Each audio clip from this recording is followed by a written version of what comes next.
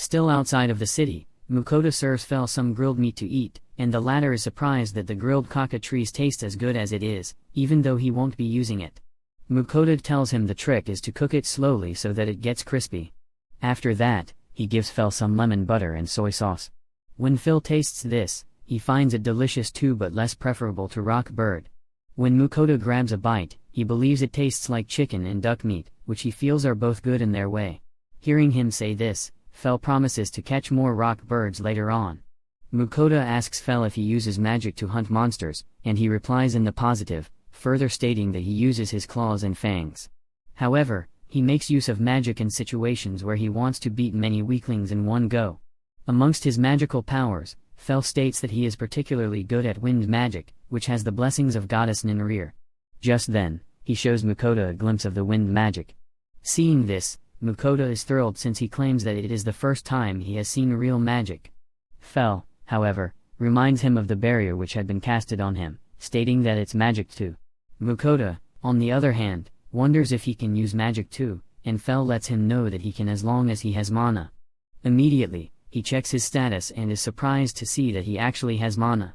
This makes him curious as to how he can use his mana.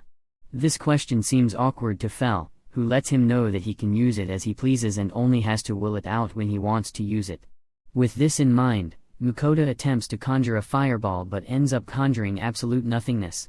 Seeing him do this, Fel wonders what he thinks he's doing. After that, he educates Mukoda on how to cast a spell, informing him that he has to circulate the mana flow. This, however, sounds strange to Mukoda, so Fel lets him sense the mana flow in his body, asking him to feel it. Placing his hands on Fel, Mukoda begins to sense the mana flow, and this time, Fel decides that all that's left for him to do is train. After hearing this, Mukoda is eager to start to train. Fel instructs him to blast it and place at a distance with a fireball. Although he is able to conjure the fireball, his throw is weak and unable to get to the can. Seeing him like this, Fel realizes that he is progressing so slowly due to how aimlessly he trains.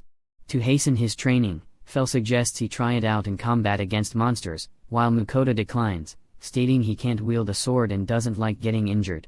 Fel ignores his words and forcefully takes him to a goblin village.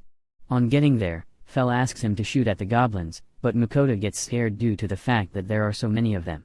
He claims it would have been easier for him if there was just one.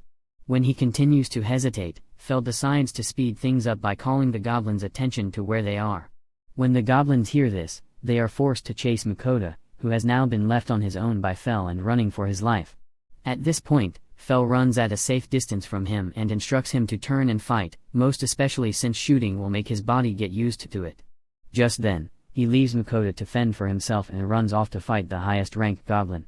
Watching Fel leave scares the hell out of Mukoda, who continues to run for his life.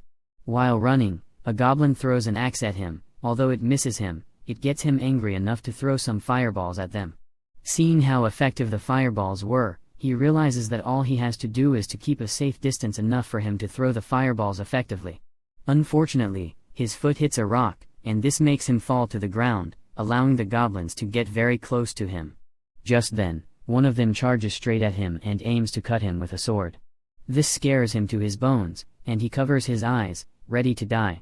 Fortunately, the goblins' attack is futile as Fel's barrier blocks their attacks. This allows Mukoda the opportunity to throw fireballs at them, knowing that he cannot be harmed. After a while and with most of the goblins gone, Mukoda is left to face the ones that are left. Up against them, he unleashes a massive fireball that obliterates them. Shortly after doing so, he falls to the ground, weak and powerless, with his eyes closing slowly. He sees some more goblins coming close to him but is unable to do anything due to how weak he has become from all the mana he had used in such a short time.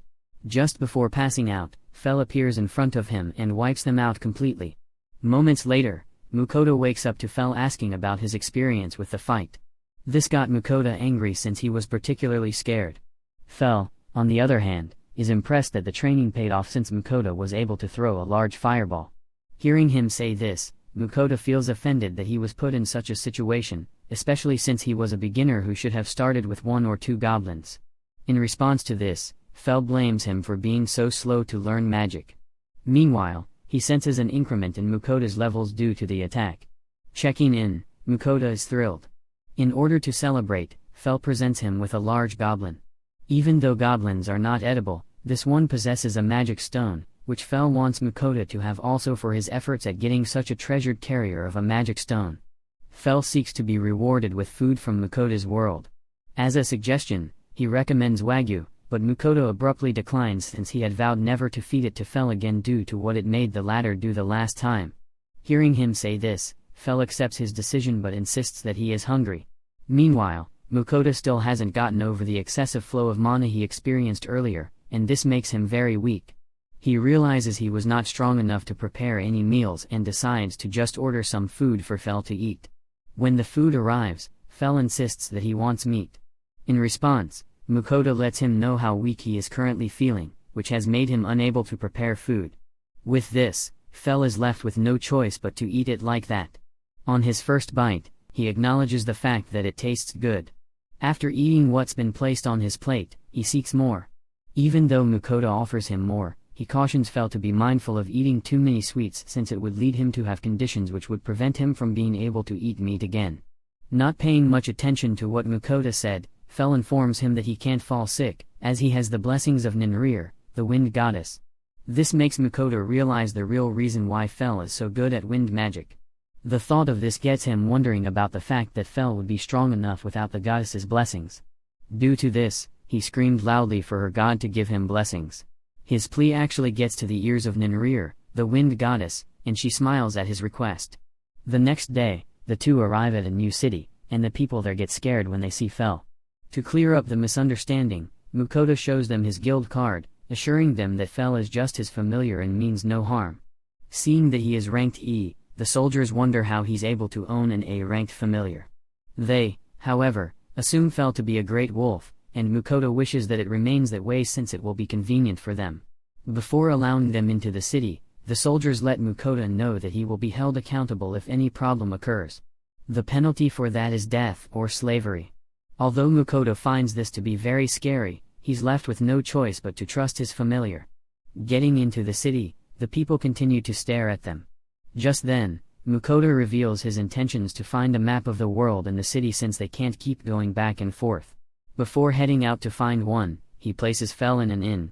However, Fel is curious as to where exactly he is going and seeks to know if he will return that day. Mukoda assures him that he is only going to find a map and will be back by evening, even if he doesn't find one.